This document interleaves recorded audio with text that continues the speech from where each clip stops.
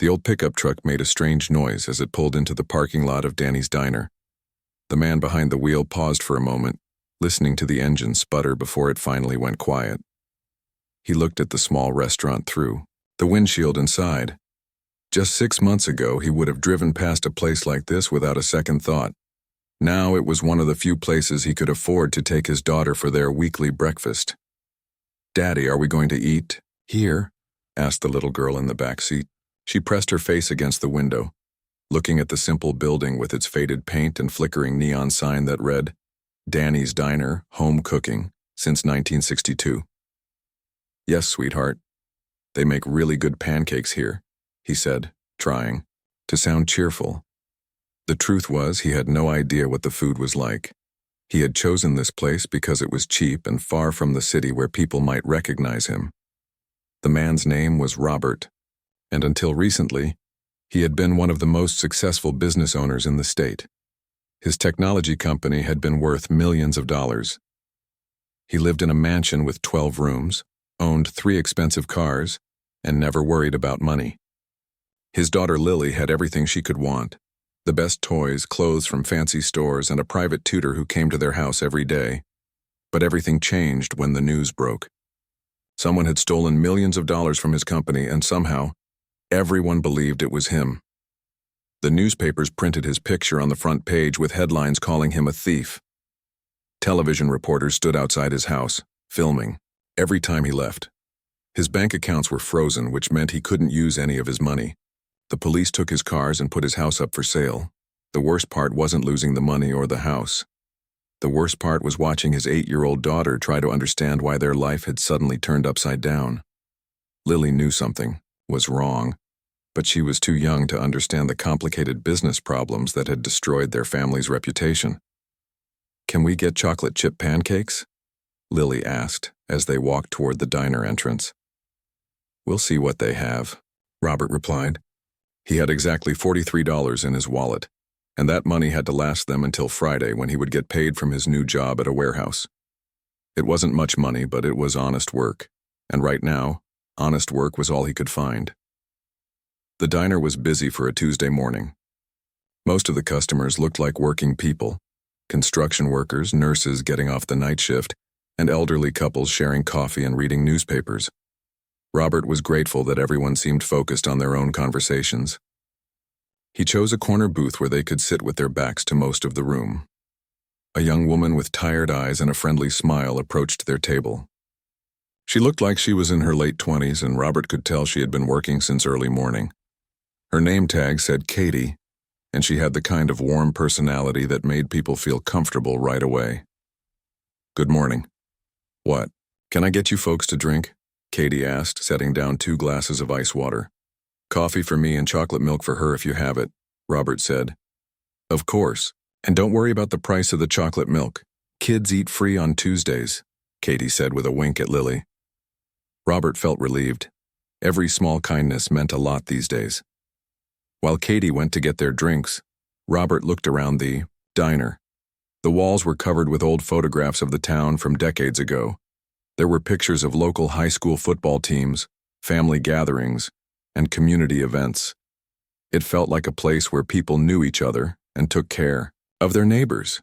"Daddy, look at all the pictures," Lily said, pointing to a photograph of children playing in a park. "That looks fun." "It does," Robert agreed.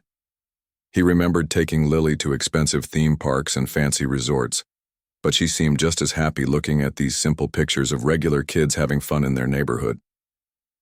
When Katie returned with their drinks, Lily immediately started chatting with her. "I'm going to be in a play at school," she announced proudly. "Really? What kind of play?" Katie asked, genuinely interested. "It's about animals in the forest. I'm going to be a rabbit, and I have to hop around the stage." Lily demonstrated a little hop in her seat, which made Katie laugh. "That sounds wonderful. I bet you'll be the best rabbit they've ever had," Katie said.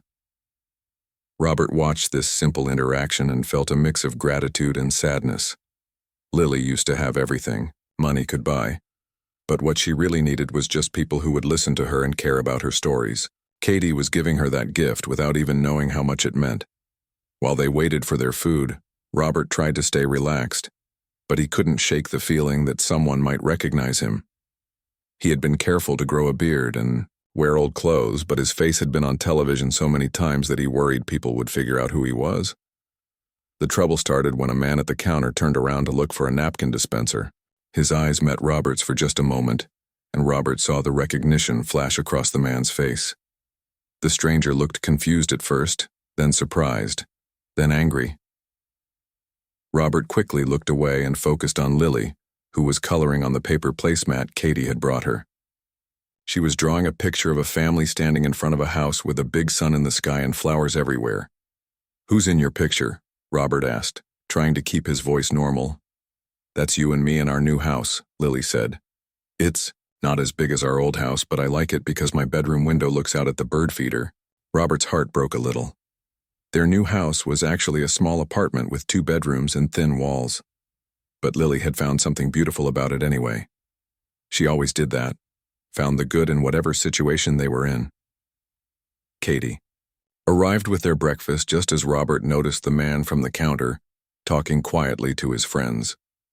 They kept glancing over at Robert's table, and their expressions were not friendly.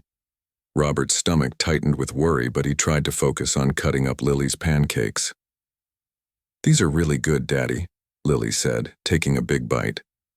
"They taste just like the ones Grandma used to make." Robert smiled at the memory. His mother had made pancakes every Sunday morning when he was growing up. Back then, he thought those pancakes were just ordinary.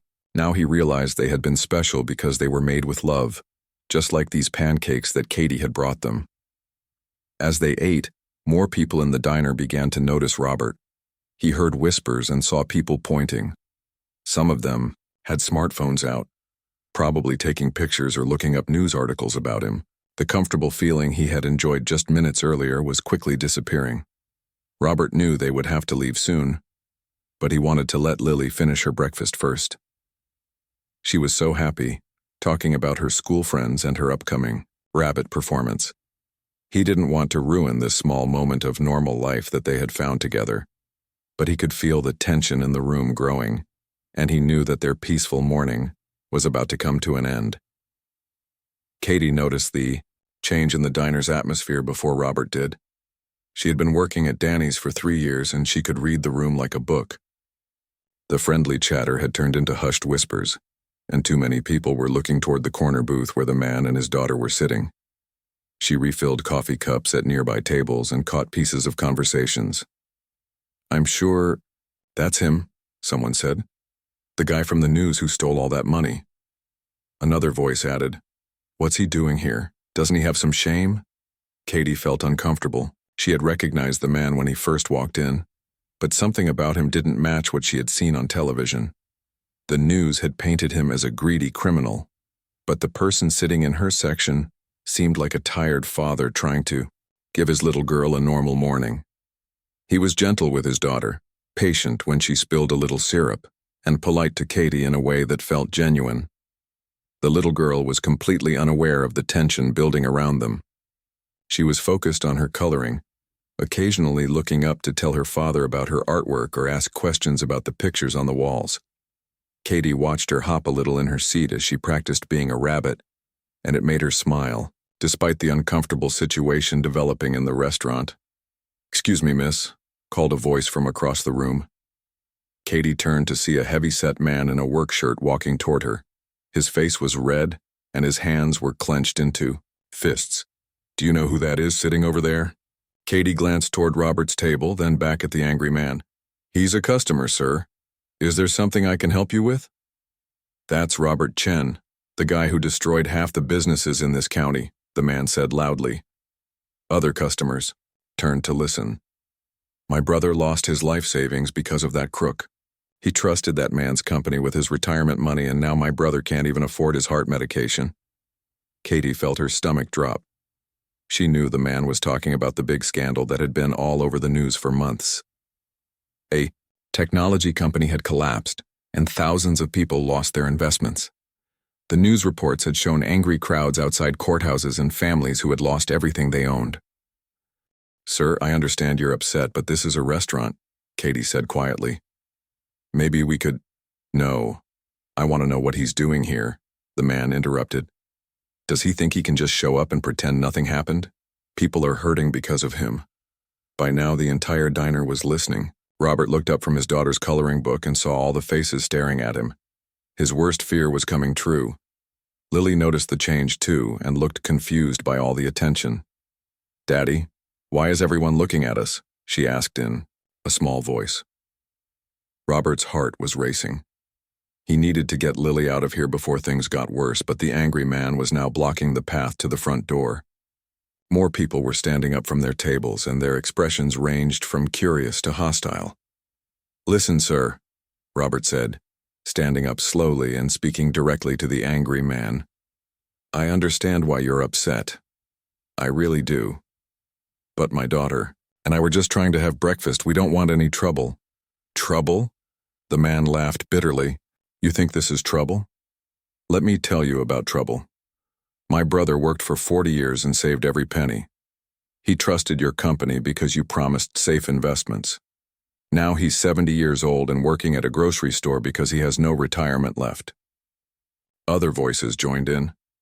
My cousin lost her house because of you, called a woman from the back. She had 3 kids and nowhere to go. The whole thing was a scam from the beginning, added another man. You knew exactly what you were doing. Lily was getting scared. She could hear the anger in people's voices even though she didn't understand what they were talking about. She moved closer to her father and grabbed his hand. Daddy, I want to go home, she whispered. Robert felt trapped. He wanted to explain that he wasn't the real criminal, that he had been fooled just like everyone else, but he knew these people wouldn't believe him. The newspapers and television had already decided he was guilty, and that was all most people knew about the story. Please, Robert said, reaching for his wallet. Let me pay for our food and we'll leave. I don't want my daughter to see this. Your daughter? The first man said, his voice getting louder. What about all the other children who suffered because of what you did? What about the kids who had to move to smaller houses or change schools because their parents lost everything? Katie watched from a few feet away, feeling torn. She understood why these people were angry. The scandal had hurt a lot of families in their community, but she also saw an 8-year-old girl who was starting to cry and a father who looked desperate to protect his child. The situation was getting out of control. More customers were standing up, and someone had pulled out a phone to record video. Katie realized that in a few minutes this confrontation would probably be all over social media, and the little girl would be caught in the middle of it. He's got some nerve showing his face around here, someone called out. Probably spent all our money on fancy cars and vacations, added another voice. Robert tried to move toward the door, but the crowd had grown larger. Excuse me, please, we just want to leave. Where do you think you're going? The angry man stepped closer. You think you can just walk away like nothing happened? That's when Lily started crying. The voices were too loud, the faces around them looked mean, and she didn't understand why everyone was mad at her daddy. She buried her face against Robert's leg and sobbed. Katie had seen enough. She didn't know all the details about what had happened with the business scandal, but she knew that whatever mistakes had been made, this little girl was innocent, and right now she was terrified. Hey everyone, Katie said, stepping forward and raising her voice. I need you all to step back, please. Don't get involved in this, miss, the angry man warned. You don't know what this guy did to people. Maybe. I don't know everything, Katie replied. But I know that's a scared little girl and this is getting out of hand. The crowd hesitated for a moment, but their anger was too strong. Someone shouted, he should be in jail, not eating breakfast. Like nothing happened. Another person yelled, make him tell us where he hid all the money. The noise was getting louder and Lily was crying harder. Robert looked around desperately for another way out, but people had moved to block all the exits. He was trapped with his frightened daughter in a room full of people who blamed him for ruining their lives. Katie made a decision that would change everything. She had been watching this family for the past hour, and despite everything she had heard on the news, her instincts told her that the most important thing right now was getting that little girl somewhere safe. She walked directly to Robert's table, knelt down next to Lily, and spoke in the gentlest voice she could manage. Hey, sweetie, would you like to see where we make the pancakes? The kitchen is really cool and it's much quieter back there. Lily looked up with tears in her eyes, then at her father, then back at Katie. She nodded slowly. Katie stood up and looked directly at Robert. Bring her with me. Now. Robert stared at Katie for a moment, not sure if he could trust what was happening. Here was a complete stranger offering to help them when everyone else in the room wanted to see him punished. His hands were shaking as he looked down at Lily, who was still crying against his leg. It's okay, sweetie, Katie said softly to Lily. I promise the kitchen is safe. We have a big mixer that makes funny noises, and sometimes we let special visitors help us make cookies. Lily wiped her nose and looked up at Katie with curious eyes. Really? Really, Katie smiled. But we have to go right now, okay? The angry crowd was getting louder behind them.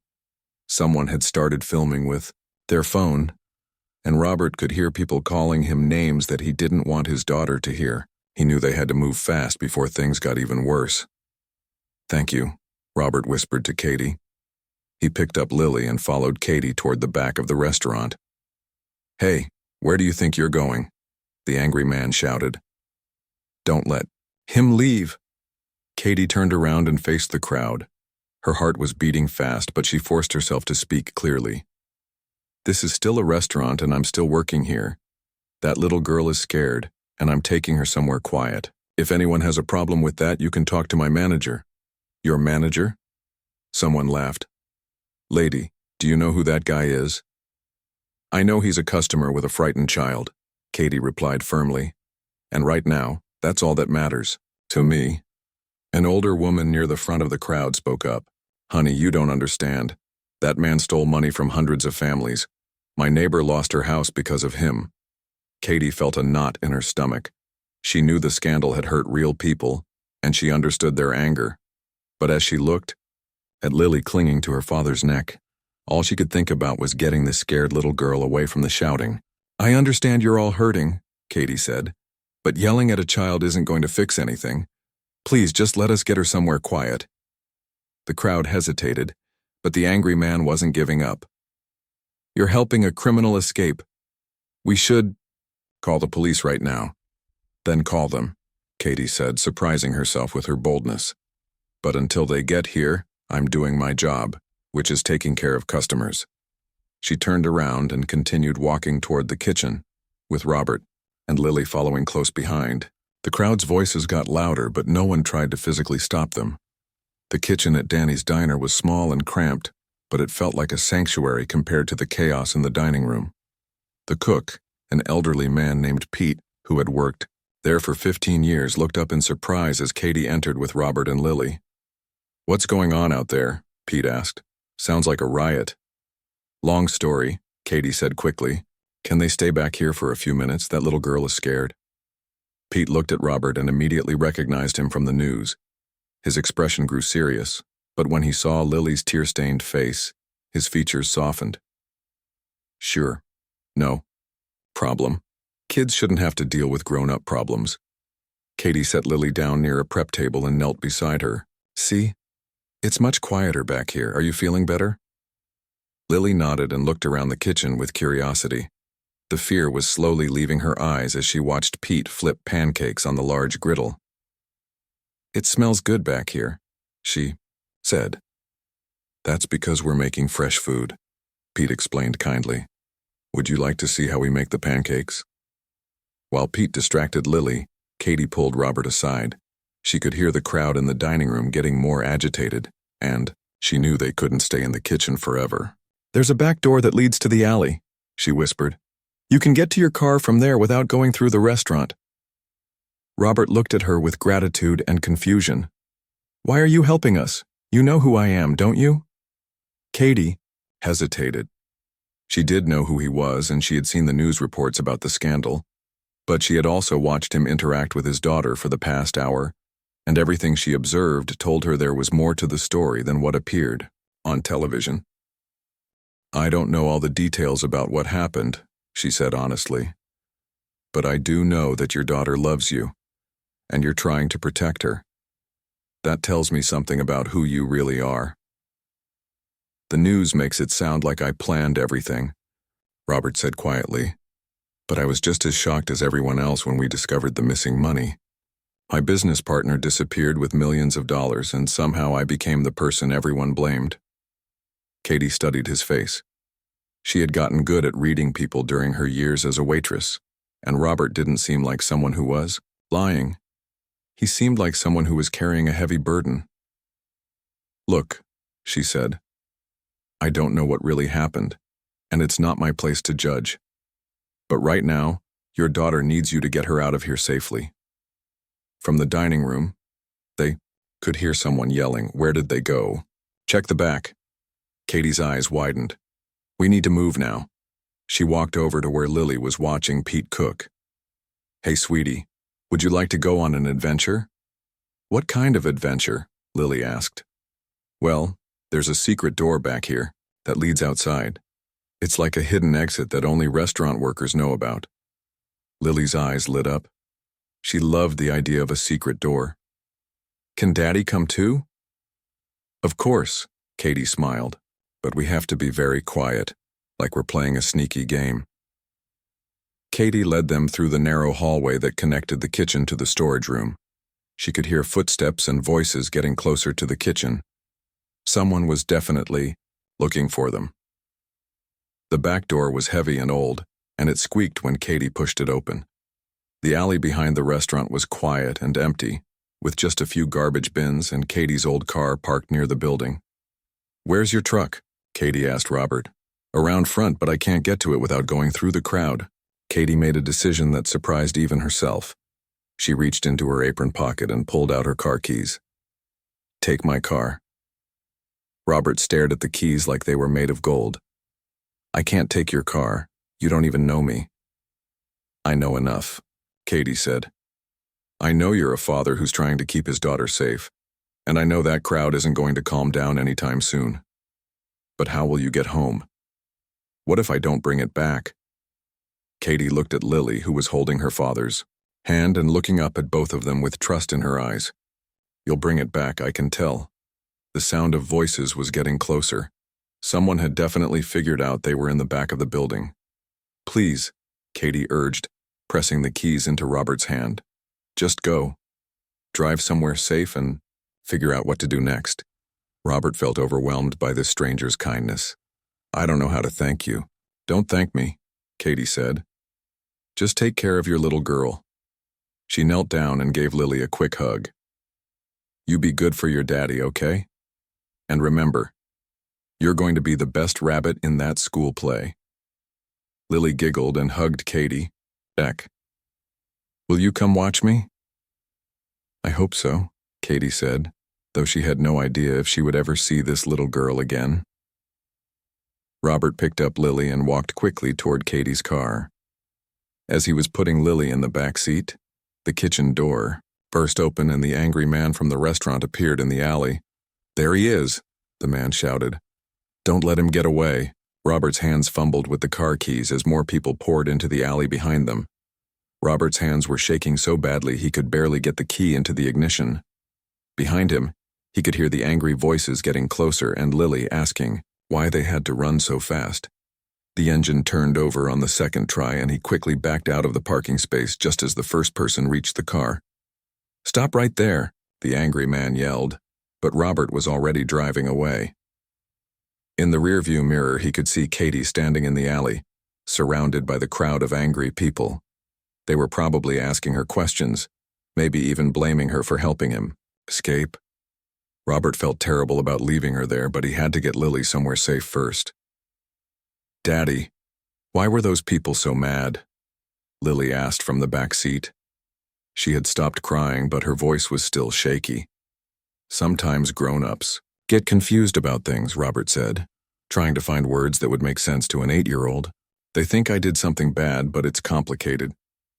"Did you do something bad?" Robert's heart broke a little. This was the question he had been dreading, but he knew Lily deserved an honest answer. "I made some mistakes, sweetheart. I trusted someone I shouldn't have trusted, and that person hurt a lot of people. Everyone thinks it was my fault. But it wasn't your fault if someone else did the bad thing, right? That's right, but it's hard to prove that to people when they're angry and hurt. They drove in silence for a while, heading toward the small apartment they now called home. Robert kept checking the mirrors to make sure no one was following them, but the roads were empty. As they got further from the diner, he started to feel like they were safe, at least for now.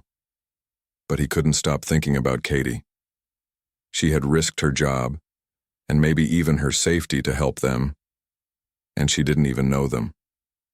Robert had grown up with money and had always believed that wealth was what made people generous. But Katie, who probably lived paycheck to paycheck, had shown more kindness in one morning than most of his wealthy friends had shown during his entire crisis. Over the next few days, Robert couldn't get the incident at the diner out of his mind.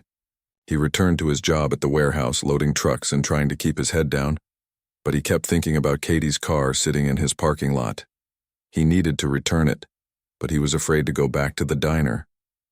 What if the same angry people were there? What if Katie got in trouble because of him?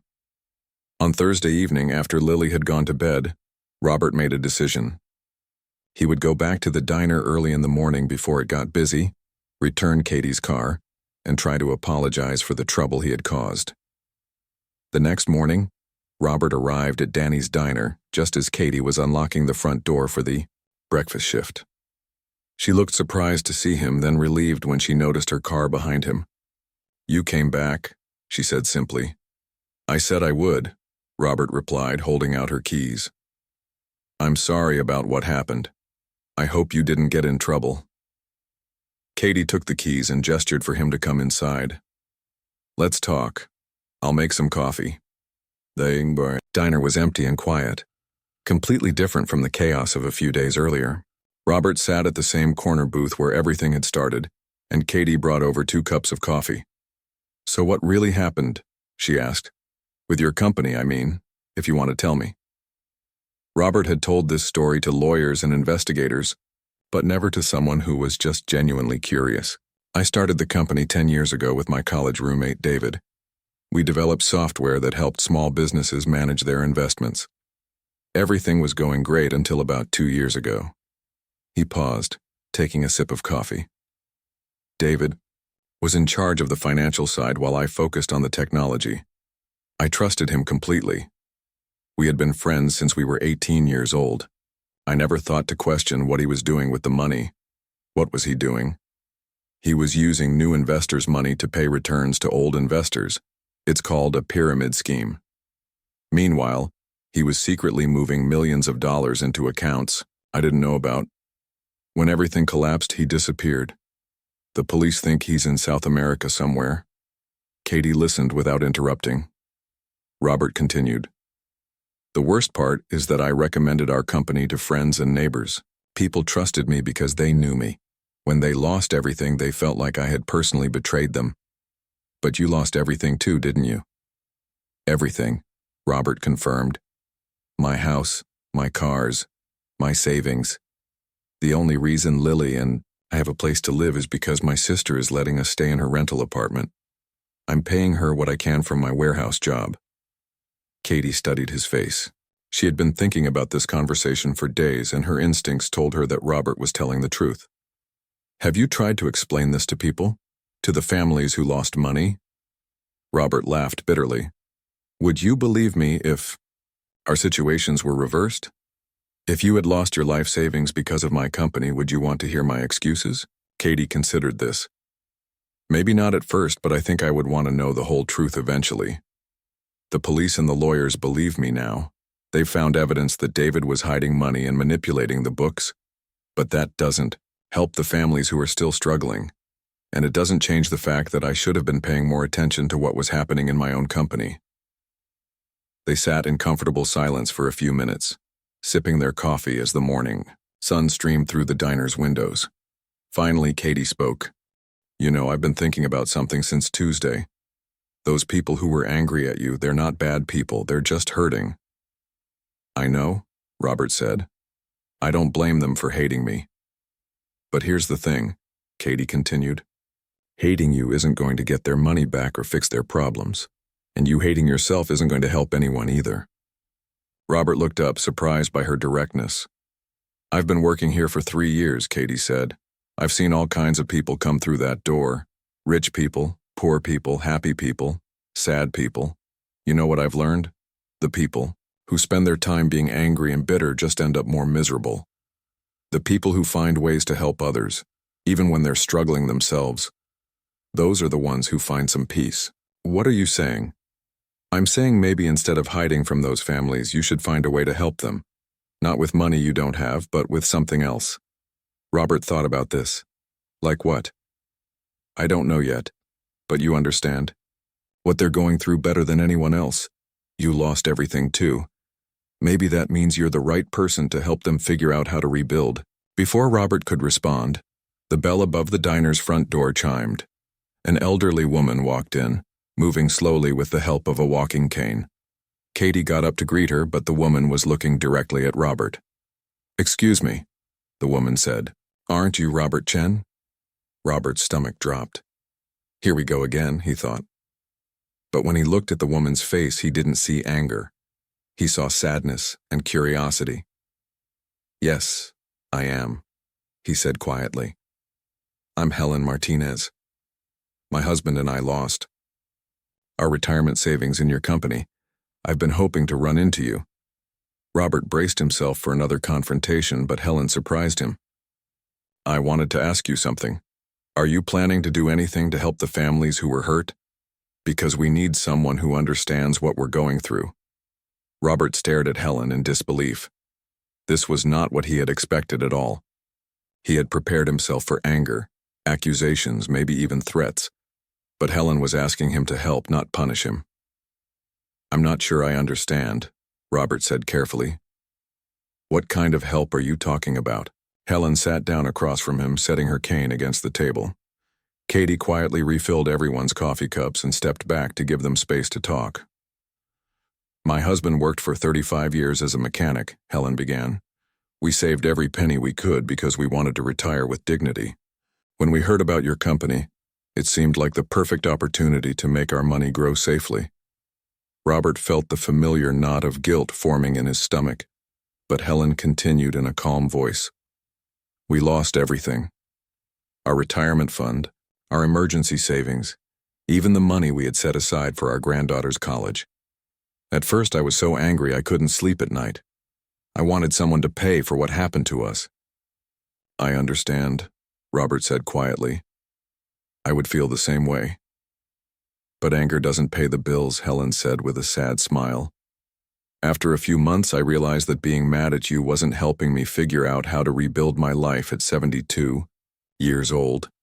Katie listened from behind the counter, impressed by Helen's wisdom and strength. "There are 47 families in our community who lost money when your company collapsed," Helen continued. "Some lost everything like us. Others lost their children's college funds or their savings for a new house. We tried to form a support group, but most people are too angry or too ashamed to participate." "Ashamed?" Robert asked. "People feel stupid for trusting the investment in the first place. They blame themselves for not being smarter with money. Some marriages have broken up because of the stress. One man I know started drinking heavily and lost his job." Robert had never thought about the ripple effects of the scandal beyond the financial losses. He had been so focused on his own guilt and problems that he hadn't considered how the emotional trauma was continuing to hurt people months later. "What do you think I could do to help?" he asked. "You're the only person who truly understands what we're going through," Helen explained. "You lost everything too. You know what it feels like to go from financial security to counting every dollar. You understand the shame and the fear." Robert nodded. He definitely understood those feelings. "I think people would listen to you in a way they wouldn't listen to a counselor or a financial advisor," Helen continued. "You could help them realize they're not alone and they're not stupid. You could help them figure out how to move forward." Katie was amazed by what she was hearing. This woman had every right to hate Robert, but instead she was offering him a chance to find purpose in his pain. "But why would anyone trust me after what happened?" Robert asked. "Because you have nothing left to gain by lying to them," Helen said simply. "You've already lost everything. The only reason you would help is because you genuinely care." Over the next few weeks, Robert thought constantly about Helen's proposal. Meanwhile, his legal situation began to improve. The police had finally tracked down his former business partner David in Argentina and were working on getting him extradited. New evidence was emerging that proved Robert had been deceived along with everyone else. But even as his name was being cleared in the courts, Robert realized that Helen was right about something important. Legal vindication wouldn't undo the damage that had been done to all those families, and it wouldn't give his own life meaning again. Robert decided to start small. He asked Helen to introduce him to just one other family who had been affected by the scandal. That family was the Johnsons, who had lost their daughter's college fund. The first meeting was awkward and painful. The Johnsons were polite but clearly uncomfortable. Robert didn't try to explain his innocence or make excuses. Instead, he listened to their story and shared his own experiences of going from wealth to poverty overnight. By the end of the conversation, something had shifted. The Johnsons realized they weren't the only ones who felt embarrassed about their financial situation. Robert understood that his guilt could be transformed into something useful if he focused on helping others heal. Word spread slowly through the community. Some people still refused to have anything to do with Robert, and he understood their anger. But others were curious enough to meet with him, especially when Helen vouched for his sincerity. Katie watched this transformation with amazement. Robert started coming to the diner regularly, but now he brought other people with him. Sometimes, it was Helen and her husband learning how to apply for senior jobs. Sometimes it was younger families figuring out how to rebuild their credit. Katie's corner booth became an unofficial meeting place for people who were trying to put their lives back together. Robert also started working with a lawyer to create a foundation that would help victims of financial crimes. Since he had no money to donate, he offered his time and his story instead. He spoke at community centers and churches, helping people understand that financial disasters could happen to anyone, and that recovery was possible. 6 months after the incident at the diner, Lily's school play finally arrived. Robert sat in the small auditorium watching his daughter hop around the stage as a rabbit, and his heart felt lighter than it had in over a year. He had found a way to turn his worst experience into something that helped other people. After the play, Lily ran up to him with excitement. "Daddy, did you see me? I didn't forget any of my lines." "You were perfect," Robert said, hugging her tightly. "I'm so proud of you." "Look who came to watch," Lily said, pointing toward the back of the auditorium. Robert turned around and saw Katie walking toward them, holding a small bouquet of flowers. "I told you I hoped I could come," Katie said, handing the flowers to Lily. "You were the best rabbit I've ever seen." Lily beamed and threw her arms around Katie. "Thank you for the flowers. Daddy says you're the one who helped us when people were being mean." "Your daddy helped himself," Katie said. "He just needed someone to remind him that he was still a good person." As they walked out of the school together, Robert reflected on how much his life had changed. He still lived in a small apartment and worked at the warehouse, but he no longer felt like he was just surviving. He had found a purpose that gave meaning to his struggles. "Katie," he said as they reached the parking lot, "I never properly thanked you for what you did that day." "You don't need to thank me," Katie replied. "Watching what you've built from that awful day is thanks enough." Helen Martinez approached them with her husband. "Robert, I wanted you to know that the Wilson family wants to meet with you next week. They heard about the support group and think it might help them." Robert nodded. "Of course, I'll be there." As they said their goodbyes and headed to their cars, Lily skipped alongside her father, still wearing her rabbit costume and carrying Katie's flowers. "Daddy," she said, "are you happy now?" Robert looked at his daughter, then at the friends who had come to support her, then at the community he was slowly becoming part of again. "Yes, sweetheart," he said. "I think I finally am." The diner where it all started still served the best pancakes in town, and the corner booth still held the small plaque that Katie had convinced the owner to put up. "Where second chances begin." It reminded everyone who sat there that sometimes the worst moments of our lives can become the foundation for something beautiful.